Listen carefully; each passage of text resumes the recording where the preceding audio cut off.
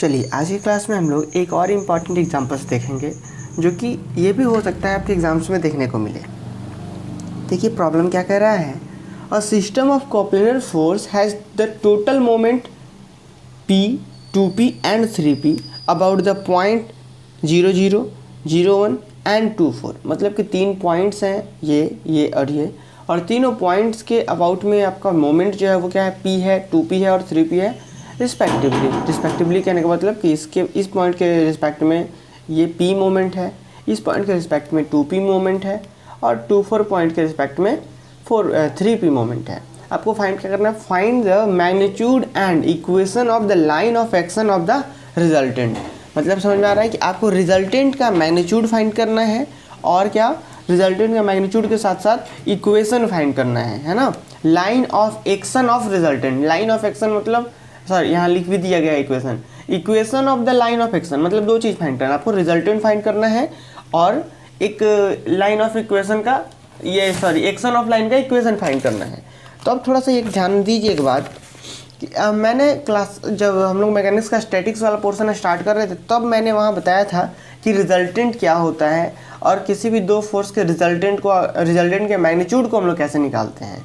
इस क्लास में भी हम लोग देखेंगे, लेकिन फिलहाल जो क्वेश्चंस में दिया गया है कि 3 पॉइंट के रिगार्डिंग जो आपका मोमेंट दिया गया है क्या है, इस पॉइंट के रिगार्डिंग P दिया हुआ है, इसके रिगार्डिंग 2P दिया हुआ है और इसके रिगार्डिंग क्या है 3P है। तो हम क्या लिख सकते हैं, देखिए इसके बारे में हम लोग पिछले क्लास में पढ़ भी चुके हैं कि किसी एक पॉइंट के रिगार्डिंग जो हमारा मोमेंट होता है वो क्या होता है, उसी फॉर्मूला का यहाँ पे यूज़ करेंगे हम लोग। तो देखिए क्या हम लोग लिख रहे हैं कि let the system is equivalent to force x and y। हम लोग आपको बताया कि हम जो भी यहाँ पे तो हमारा रिजल्टेंट फोर्स नहीं दिया गया है, रिजल्टेंट फोर्स के कंपोनेंट्स क्या क्या होंगे। तो हम लोग क्या मान लेते हैं कि मान लेते हैं जो रिजल्टेंट फोर्स है वो x और y में डिजॉल्व हो रहा है, मीन्स कि उसके कंपोनेंट्स x और y हैं। तो वही चीज़ लिखा गया है कि let the system is equivalent to the force x and y along x axis and y axis रिस्पेक्टिवली। समझ में आ रहा है। Let g be the couple of the moment, ठीक है, और सिस्टम का कपल जो है वो क्या है, g है। क्लियर यहाँ तक। अच्छा अब मेन यहाँ से स्टार्ट होता है कि हमारे पॉइंट के रिस्पेक्ट में क्या क्या दिया गया है।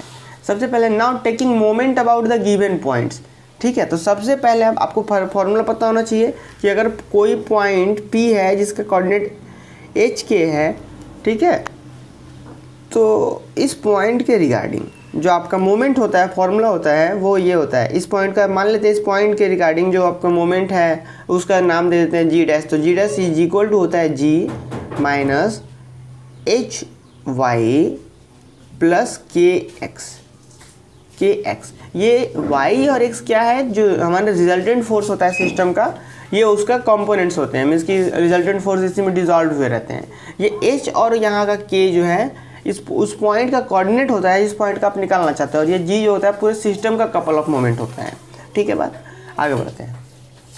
तो यहाँ पे तो क्वेश्चन में दिया गया था कि इस पॉइंट का जो रिगार्डिंग था, जो मोमेंट था वो P था। तो हम क्या लिख सकते हैं, डायरेक्ट जी डैश की जगह पे P, क्योंकि इसका मोमेंट तो दिया हुआ है। तो फॉर्मूला क्या कहता है, P is equal to G minus, देखिए क्या होता था HY। तो क्या है यहाँ पे पहला पॉइंट का तो दोनों 0, 0 है, H भी 0, K भी 0, तो 0 into y plus 0 into x. तो फाइनली क्या आ रहा है यहाँ से, अगर आप सॉल्व करें तो आ जाएगा आपका G is equal to P आ गया। फॉर्मूला बना एक रिजल्ट मिला G is equal to P।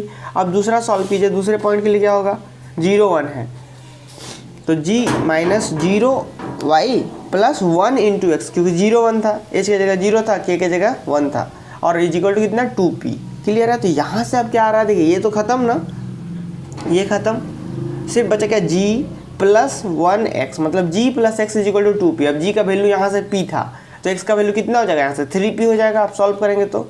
अच्छा अब यहाँ फिर क्या आ रहा है बात, अब इस फॉर्मूला पे आएंगे तो 2 और 4 है, तो जहाँ तो G minus 2y plus 4x is equal to 3P। अब जैसे ही आप इसको सॉल्व करेंगे तो देख पा रहे थे आप, यहाँ से P का वैल्यू x आ रहा था, तो आप लिख सकते हैं कि G is equal to P, यहाँ से G is equal to P, यहाँ जैसे ये तो 0 हो गया तो G is equal to P। अब इसको सॉल्व करेंगे ना इन तीनों इक्वेशंस को, तो x is equal to P आना है, यहाँ से आप सॉल्व कर लीजिए, x is equal to P आएगा, फिर y इज इक्वल टू क्या आएगा, y इज इक्वल टू भी P आएगा। आप सॉल्व कर लीजिए, बहुत ईजी है। यहाँ से आगे बढ़ते हैं हम लोग। अब हमें क्या चाहिए था, हमें चाहिए था मैग्नीट्यूड ऑफ रिजल्टेंट। हमने क्या माना था कि जो हमारा रिजल्टेंट फोर्स है वो डिजॉल्व हो रहा है x और y में, कुछ याद है, हमने यहाँ पे क्या माना था कि let the system is equivalent to the force x and y along x axis and y axis. मतलब क्या, इसका मतलब यही था कि हमारा जो रिजल्टेंट फोर्स है वो दो फोर्स में ब्रेक हो रहा है, एक्स में और वाई में।